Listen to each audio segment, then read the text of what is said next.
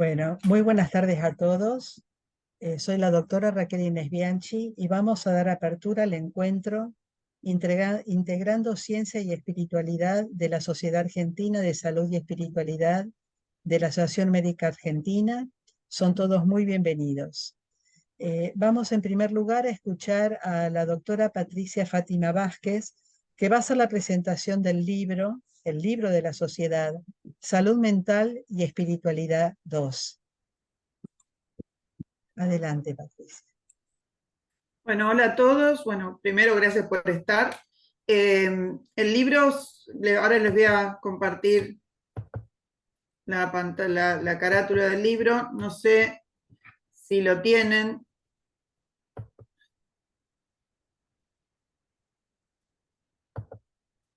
Esperen que estoy buscando. Ahí está. ¿Se ve bien? Sí, muy bien, muy bien.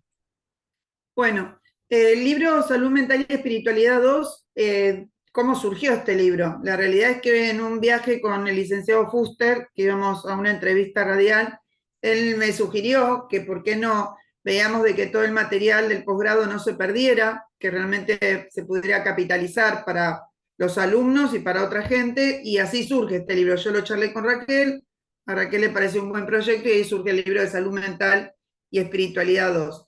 Yo en relación al libro lo que quise hacer fundamentalmente es hablar, o más que hablar, leerle los dos prólogos, porque a mí se me ocurrió que era bueno que los representantes, que los prólogos fueran escritos por las dos representantes de las religiones más grandes, las más de nuestro país, ¿sí? Como es el cristianismo y el judaísmo. Realmente no conseguí un imán como para pedir a un imán que nos escribiera otro prólogo de la religión musulmana. Así que bueno, paso a contarles sobre el libro, ¿sí? El primer prólogo lo escribió el padre, el presbítero, doctor Carlos Taubenschlag, que es docente de la UCA, y él dice lo siguiente. Espera que tengo que sacar algo. Bueno, se me pasó.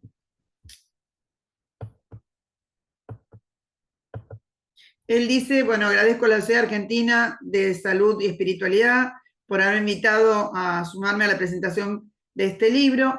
Siglo a siglo, tal vez demasiado lentamente, tanto gobiernos como organismos nacionales e internacionales vinculados con la salud humana empezaron a trabajar de manera interdisciplinaria para abarcar el misterio del dolor humano desde variados aspectos, y no solamente o principalmente desde el dolor corporal, que nos urge a buscar ayuda para aliviarlo. Ese es el primer paso, muy vivencial. ¿Se termina el dolor con el tratamiento indicado, suponiendo que fuera el adecuado? ¿O la expresión me duele es antropológicamente más honda, tiene más raíces y es inabarcable solo desde la terapéutica somática? Como intento de empezar a responder estas preguntas desde muchos ámbitos, se vuelve a descubrir el rol de alguna dimensión de espiritualidad en el alivio de quienes están sufriendo y en el tratamiento del dolor de los seres humanos, mirados como seres multidimensionales, integrando lo bio, psico, cultural, social y espiritual. Quise aceptar la invitación porque me parece importante los beneficios que brotan cuando se ponen a dialogar las prácticas espirituales cotidianas, más allá o no de que cuajen o florezcan en una religión determinada, y los cuidados de la salud mental. Mientras las corrientes místico-religiosas de la filosofía helenística post-aristotélica mostraban nexos entre la filosofía, la salud y vida espiritual, pensemos en movimientos como el epicureísmo, el estoicismo, el escepticismo y en el estilo de vida cínico. El budismo ya había asociado la meditación y el respeto del entorno con la propia paz y el bienestar integral, abarcando la salud. La falta de conexión vivida entre pensamiento sistemático, aunque hay muchos matices, y dolor físico, cuerpo también en una palabra, aunque hay mucho para matizar, y el consecuente enfoque disociado y falseado que desorienta los diagnósticos, explotó en la filosofía europea por la manera de interpretar la herencia cartesiana, ya que Descartes disocia claramente lo humano, lo que puede ser un algo pensante y un algo extenso en el sentido de algo con extensión en el espacio material o corporal. La herencia del aspecto dualista del cartesianismo terminó disociando en los seres humanos los males o patologías de su parte extensa o corporal, de los males o patologías de su parte pensante o espiritual. El antídoto histórico occidental disociado en la medicina china, que considera la unidad personal de la mujer o del varón pacientes en todas sus dimensiones y busca remedios que hoy llamaríamos holísticos, que apuntan a la sanación de todas las dimensiones y no solo a la salud de una parte enferma que pretende imaginar una corporeidad neutra, meramente material, un algo extenso con extensión. No solo la ética budista o el estilo de vida budista conocen la unidad de espíritu y materia en los pacientes, no solo la unidad, a veces incluso la fusión o mezcla de espíritu y materia en algunas corrientes. También la tradición judía y la tradición cristiana, entre otras, coinciden en considerar a cada ser humano como un todo, con varias dimensiones, incluyendo la espiritualidad. Y no solo la espiritualidad como diferente de la religión, sino que en los casos del judaísmo y del cristianismo, esa espiritualidad natural, como a todo ser humano se concreta o florece en una religión específica, aquí ya se entiende religión como religar. Desde esa vivencia les comparto algo que refiere a la manera de ver que tenemos los cristianos acerca del modo de la unión entre la parte corpórea y extensa y la parte espiritual, por lo menos de los cristianos, que no han sido contagiados por el dualismo ni por el cartesianismo, y de las consecuencias benéficas que hay para la salud cuando las terapias integran ambas dimensiones.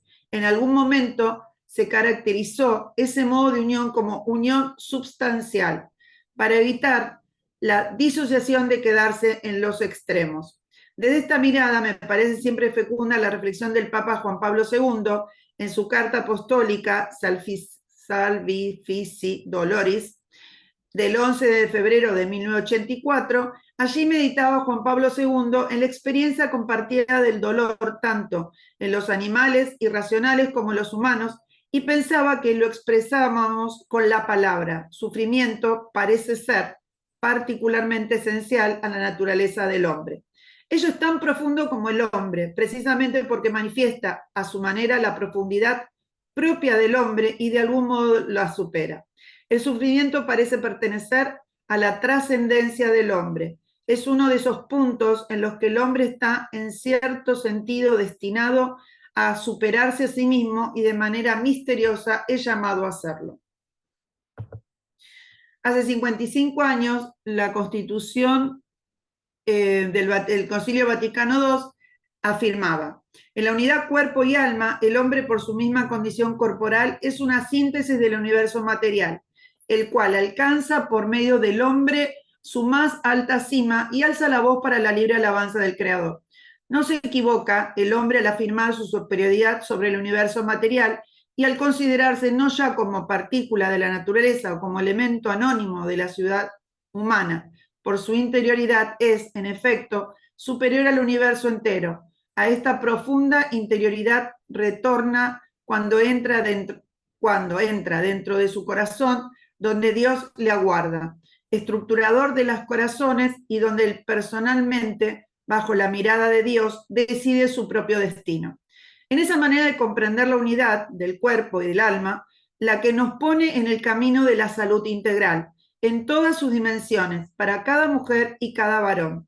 Deseo sinceramente éxito a esta segunda parte de Salud Mental y Espiritualidad por ser un proyecto humanista integrador en la variedad de opiniones de los diferentes autores y por lo que tiene de superador con respecto a algunos enfoques un poco parciales dentro de la mirada de la medicina occidental que fue típica en el siglo XX. Esto es lo que escribió el sacerdote. Y ahora vamos a ver lo que escribió el rabino Yon Shalom. Hace muchos años atrás, cuando cursaba mis estudios en programación en institutos técnicos, el término que más se repetía era el de sistema. Hasta el día de hoy puedo reproducir en mi mente aquella definición que retumbaba en mi cabeza y decía que se trata de un conjunto de elementos independientes entre sí que se relacionan de manera ordenada y organizada, cada uno cumpliendo una función específica, pero al mismo tiempo interactuando para conseguir un objetivo en común. Con el tiempo comprendí que esta definición hace referencia a muchas más cosas de las que imaginaba. Si pueden, piensen en un ejemplo en este mundo de algo que pueda entenderse fuera del concepto de sistema. Cuando se habla de un verdadero representante de salud común, y automáticamente uno podría pensar en una persona con un impoluto delantal blanco y un estetoscopio colgando alrededor de su cuello. Pero ¿acaso esa es la verdadera imagen de la salud de nuestros días? ¿Qué tiene que ver las religiones en todo esto? El rebé Nachman de Breslov, 1732-1810, fue un rabino jasídico y estudioso de la Torá y de los misterios ocultos de la tradición judía. Él sostenía que existe una intrínseca interconexión entre las funciones del cuerpo físico y el alma. Es por eso que todos los seres humanos pueden cambiar sus vidas y aprenden a conocer su anatomía del alma. El primer ser humano de la historia era un ser de luz e irradiaba divinidad, Bereshit Rabat.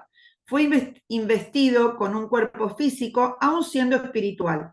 La capacidad de transformar a nuestro cuerpo en un templo para las partes más elevadas del alma son un desafío para aquellos que quieren conocer su ser de manera más profunda. En este sentido, el mundo judío, cristiano y musulmán comparte una de las historias más maravillosas de la humanidad, la de Adán y Eva en el jardín del Edén. Allí se relata que el primer ser humano estaba rodeado por cientos de árboles, pero dos eran especiales. El primero era el árbol de la vida, que correspondía al alma, y el segundo era el árbol del conocimiento, del bien y del mal, que correspondía a la potencialidad del cuerpo para revelar el alma e irradiar su santidad. La misión del ser humano era transformar el árbol del conocimiento en árbol de vida, irradiando el cuerpo con la luz del alma, que es su esencia. Pero ¿qué tiene que ver el alma y las tradiciones religiosas con todo esto? ¿Cómo puede el trabajo sobre el alma ayudar a curarnos? En primer lugar, es necesario comprender qué significa el concepto del alma. En la mística judía existe una división sobre la dimensión del alma, que se realiza solo a modo de comprensión intelectual, pues es toda parte de una misma realidad indivisible. Si bien existen otras más elevadas, vamos a centrarnos en estas tres. Nefes es la parte más baja del alma, el alma residente, y se refiere a la fuerza motriz, muchas veces identificada con el torrente sanguíneo que se expande llevando vida a todo el cuerpo. Ruach es el espíritu, pero su raíz idiomática corresponde a la palabra viento, aquel que no solo nos da la capacidad de comunicación y de inspiración, sino que habla acerca del carácter que poseemos para la toma de decisiones que realizamos. El profesor de historia de la Universidad Hebrea de Jerusalén, Yuval Noah Harari, explica que fue posiblemente el lenguaje lo que permitió al ser humano posicionarse de manera especial frente al resto de las criaturas del mundo, dado que si bien existen otros, el lenguaje humano es asombrosamente flexible, permite combinar un sinnúmero de sonidos y señales, construyendo infinitos significados e incluso transmitir información acerca de cosas que no existen o son parte de la imaginación humana. Nahama es Neshima, aliento o inspiración. Es el alma divina, insuflada en nuestro ser, que conecta con las dimensiones superiores y nos diferencia del resto de las criaturas.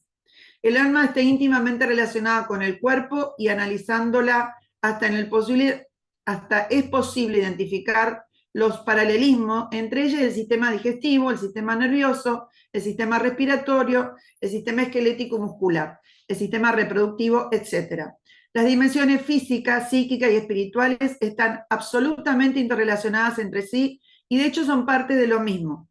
Creer que el alma se refiere solo a una dimensión religiosa es caer en un error de índole súper ritualista. El alma puede ser comprendida de muchas maneras, llámese inconsciente, alma o como quieran describirse. El análisis y conocimiento de nuestro propio ser es reparador y sanador.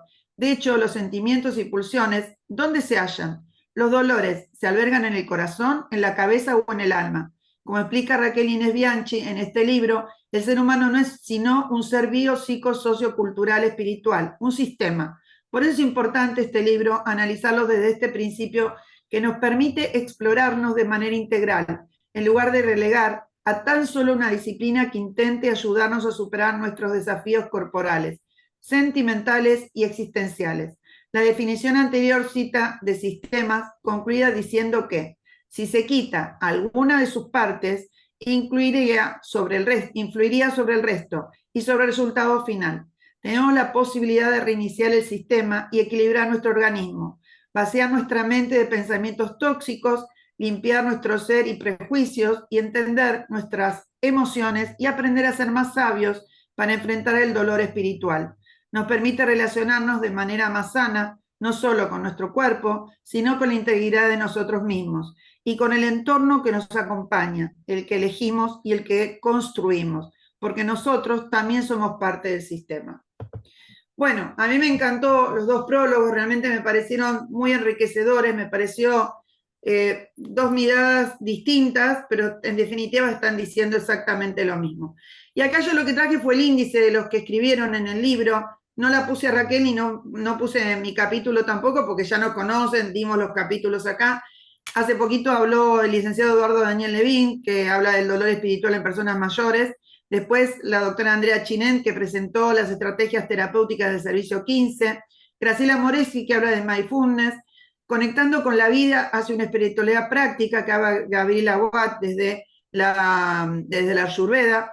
Y sobre el destino espiritual de Occidente, que habla Sergio Fuster. También hay un discernimiento de espíritu sobre el método de San Ignacio de Loyola y aporte del yontológico del padre Guillermo Encina. Después está la consultoría filosófica aplicada en el encuentro con pacientes oncológicos, aporte de una antropología integral en salud del padre Juan José Milano. Y por último, una mirada espiritual acerca del abordaje psicosocial de las organizaciones en el contexto actual, de María Alejandra Pellman. A mí me pareció realmente importante mencionarles cómo está formado cada capítulo. Y bueno, nada, esto era todo lo que yo quería comentarles sobre el libro.